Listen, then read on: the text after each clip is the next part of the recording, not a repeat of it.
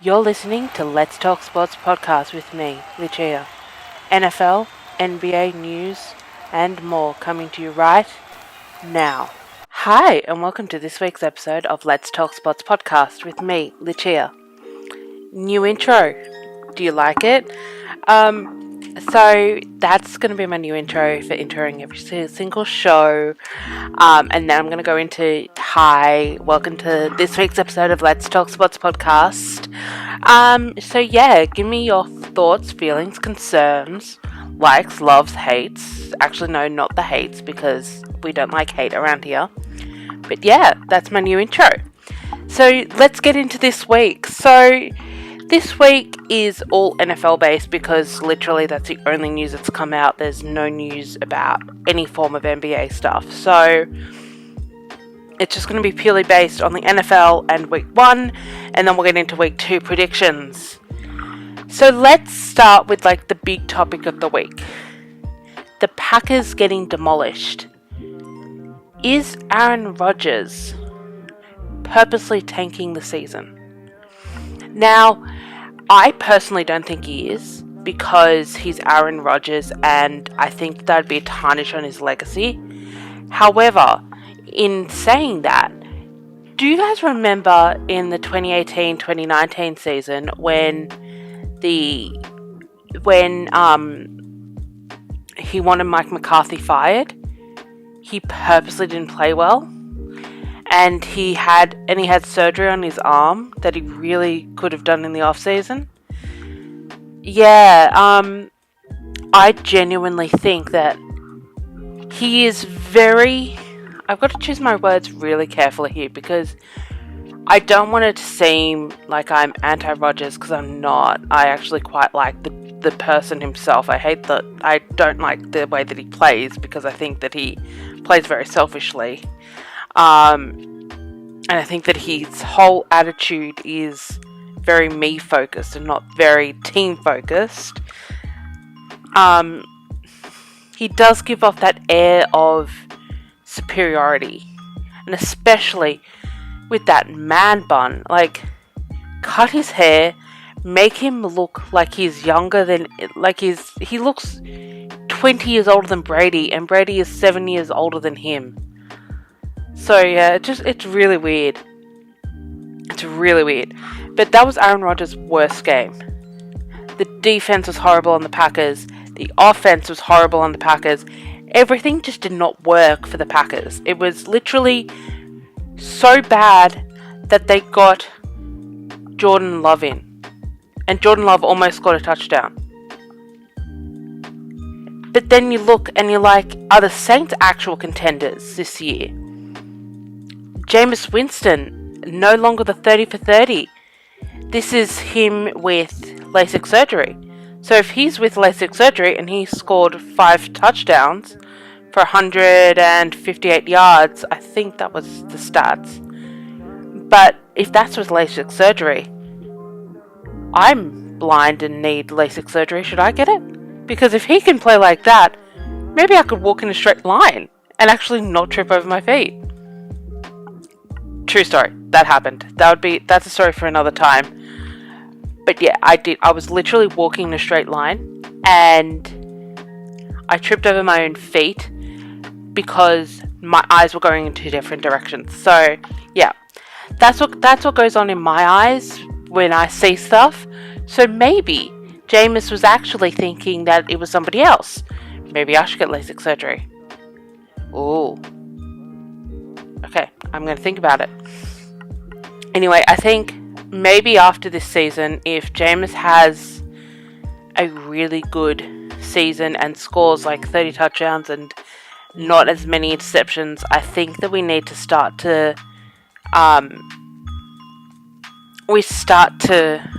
lower down the 30 for 30 and maybe retire it altogether, because I genuinely think that he's trying his heart out.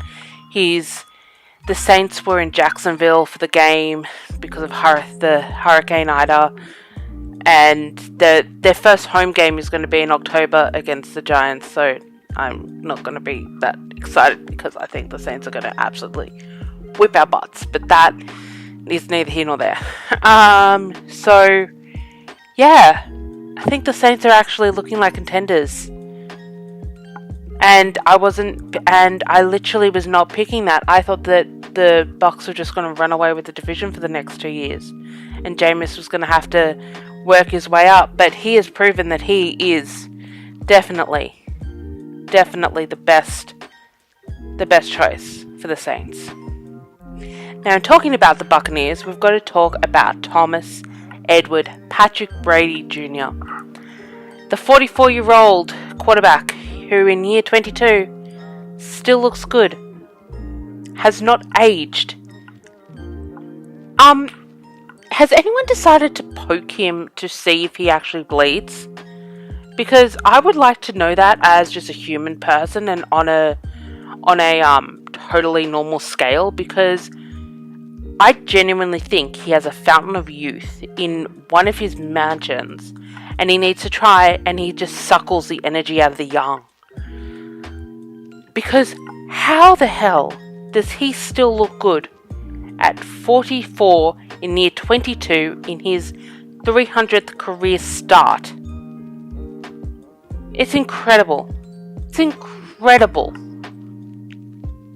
His connections with Rob Gronkowski and AB are stronger than ever. And if AB played an amazing game last week, I totally forget that AB was a good player because of all of his social media nonsense and all of his legal nonsense that came out. Like, I totally forget that AB was an all-world, all-pro wide receiver. And if he is even half of that for the Bucs, the rest of the league are in serious trouble. And he was looking like that. And Rob Gronkowski seems to be drinking from the same fountain of youth as Tom Brady. I think the year off really helped him and really shaped his whole perspective, and it's just incredible. And I have to say, Tom Brady and Rob Gronkowski had their career together 100th touchdown. And you think about it, are they the best ever quarterback tight end duo of all time? And can we just wrap up the whole Rob Gronkowski is the greatest tight end? My apologies to Tony Gonzalez. My apologies to Shannon Sharp and all those. But I believe that Rob Gronkowski is the greatest tight end of all time.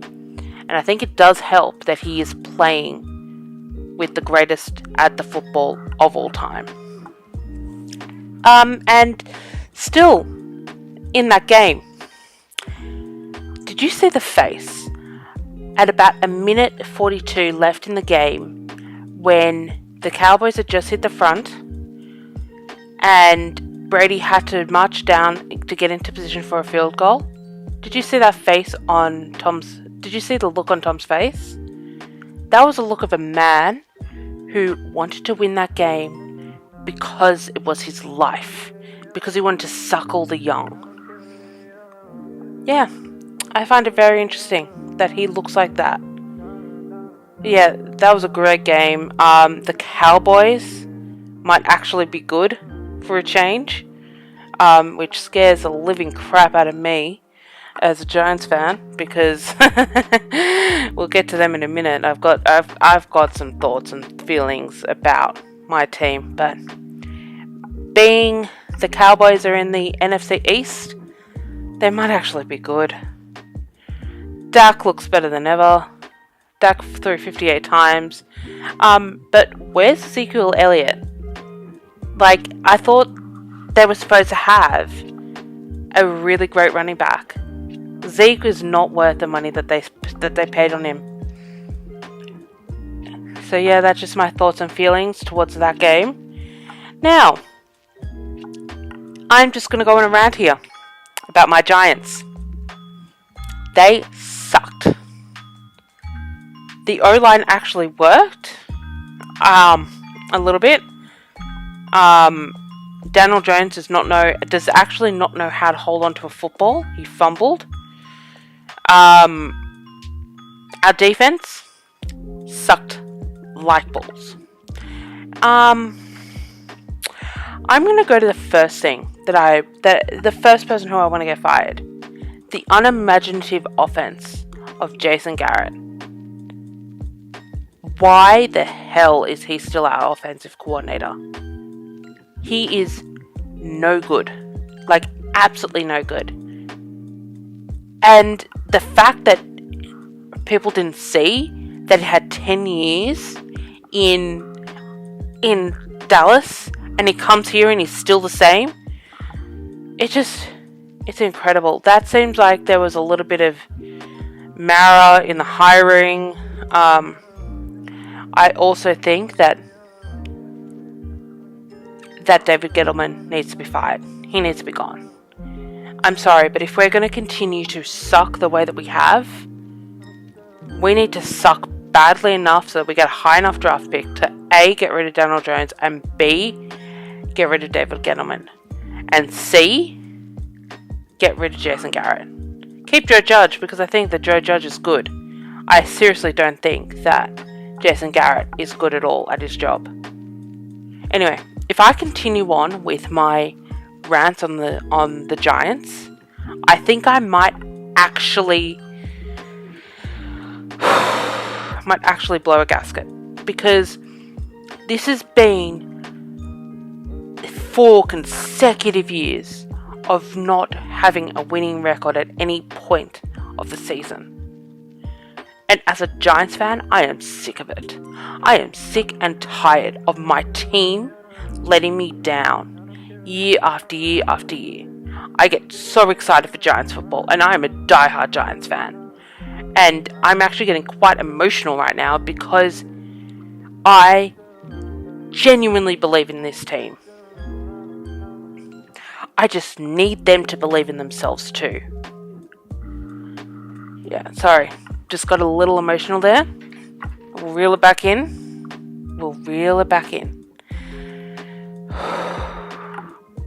Now, I'm still sticking with the NFC East. Ryan Fitzpatrick is out for 6 to 8 weeks with a hip injury. Now, my mother currently has a very bad hip injury, and she can barely walk. So I can guarantee that Fitzpatrick is not walking, is actually finding it hard to even sleep at night. So I wish him the best. I am glad that he is not playing the game this week, because our Giants need as much as they can get, as much help as they can get. But yeah, Godspeed to Fitzmagic, or Fitztragic, whichever one you really see. Now, the Monday night football game between the Las Vegas Raiders and the Baltimore Ravens, the overtime thriller with 2 turnovers in overtime, and then that wild pass that Derek Carr threw. It was incredible. It was absolutely incredible. But it only got incredible in the 4th quarter. So I rewatched the game, and the first half was so boring that I almost fell asleep. Again, I almost fell asleep when I first watched it. And then when I watched it again, I almost fell asleep in the first half. But then the second half, holy crap. And that stadium is on the list of stadiums that I want to go to. That stadium looks incredible. It looks so beautiful. The Death Star looks amazing. Cannot wait for there to be a Super Bowl there. I also cannot wait for there to be a WrestleMania there, even though there just was a SummerSlam there. But I want like a full-blown WrestleMania there, because that would be fun. But yeah. And I want to have this discussion. Is Derek Carr overlooked? Because he has had issues in the past. But I genuinely think that he is overlooked. I think he's a great passer. He's a great quarterback. He's also a great leader. The after the game interview that he did with the female reporter, and I've totally have lost the name, and I'm so sorry to that wonderful reporter, because I know that she does an amazing job. I just totally forgotten her name. Where he was giving credit to everybody else and trying not to take the credit on for himself. That shows leadership. That shows that he is a great leader and that he is willing to step forward and be that person. So I'm very impressed with Derek Carr. And I'd take Derek Carr on my team any day. So, in getting into some media news, and I don't really do this, but the first time I watched the Monday night football game is I watched the Manning brothers coverage, and that actually gave me an insight into how quarterbacks think and actually made me more knowledgeable about the game of football. They would have the screen up and actually draw where the covers were going, and I now know more about football through watching it through their eyes. And having Russell Wilson on at the fourth quarter and commentating with them in that overtime actually put me into perspective, and it was great because you have one Hall of Famer and two future Hall of Famers there, sitting there and talking about the game through their eyes. So yeah, it was very impressive, and I will definitely be watching that over and over and over again, and I hope and I'm looking forward to when they do it again. So now, let's get into predictions for week 2. Sorry about that. We've got the Giants versus the Washington football team. I am going with the Giants. I know, I'm a sucker. But that's what fans are. We're suckers. And they're the only team that... I'm not going to talk about that because that will give them a bad omen. We've got the Steelers versus the Raiders. I'm actually going to go with the Raiders. That game made me a Raider believer. We've got the Eagles versus the 49ers. I'm going with the 49ers. Because the NFC West seems to be a nightmare division. We've got the Browns versus the Texans. I'm going with the Browns. Because even though the Browns lost, they won at the same time. The Browns versus the Chiefs game is going to be the AFC Championship match.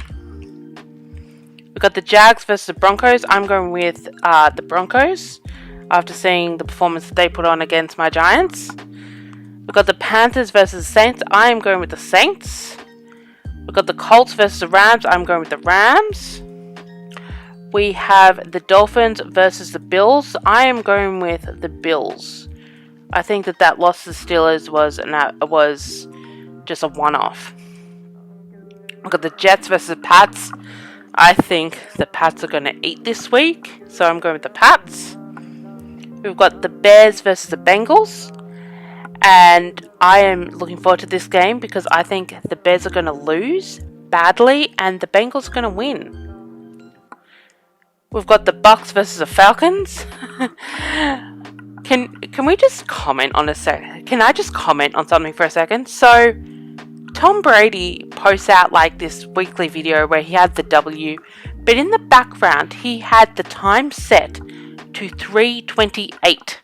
He is facing the Falcons, who he famously beat, who the halftime score was 3:28. Was New England 3, Falcons 28, and they came back from that. I just love that troll job. So I think the Bucks are going to win. Honestly, I think the Bucks are going to go undefeated this season.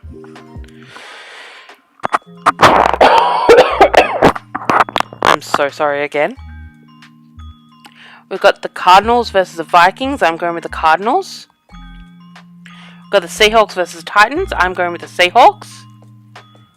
We have the Chargers versus the Cowboys. I'm going with the Chargers. We have the Ravens versus the Chiefs. I'm going with the Chiefs. And we have the Packers versus the Lions. I'm actually going with the Lions this week. I think the Lions are going to win that division, the NFC North. I just think the division is actually weak this year for some reason, and I think that the Lions are going to win it. Motor City Dan Campbell has got me a believer of the Lions. So yes, a long episode of my podcast this week. That's Let's Talk Sports Podcast. That is all for this week's episode of Let's Talk Sports Podcast with me, Lucia. So I'll catch you all next week. Bye.